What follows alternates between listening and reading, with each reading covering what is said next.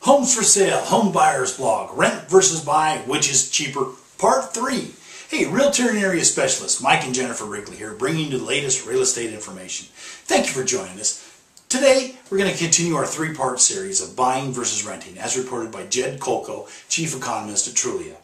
Why mortgage rates, tax brackets, and timing matters in the rent versus buy debate. Let's talk. So, what if you can't get the best mortgage rate?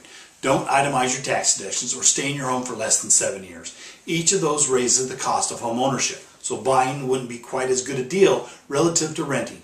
Here's why each matters. The best mortgage rates are available for people with the best credit scores, and a not so hot credit score could make your mortgage a full percentage point higher, which translates to at least a 10% difference in your monthly mortgage payment. Now, itemizing your deductions lets you subtract your mortgage interest and property tax payments from your pre-tax income, which lowers your tax burden, especially if you're in a higher tax bracket. How much does not itemizing raise the cost of home ownership? Depends on your tax bracket and the amount of mortgage interest and property taxes, so it's an individual thing. If you got a mortgage, you might as well itemize.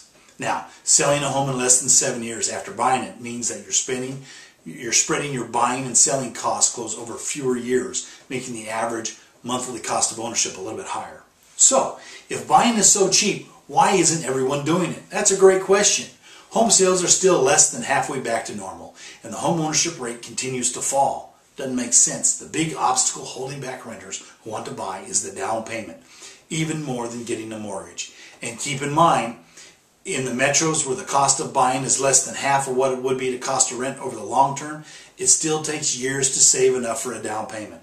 It may be 56% cheaper to buy than to rent in Denver, for instance, but it takes more than 8 years to save enough for a down payment there. And high employment during the recession made it even harder than usual for people to save for a down payment.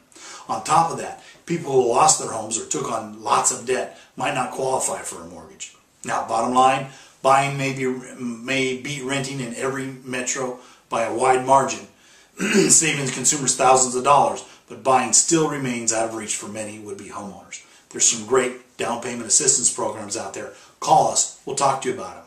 Now, if you enjoyed this series or need help finding that perfect home, place to call home, call us today at 916-378-4671 for a free, no-obligation consultation, or log on to www.wrigleyrealtygroup.com to start your online home search now.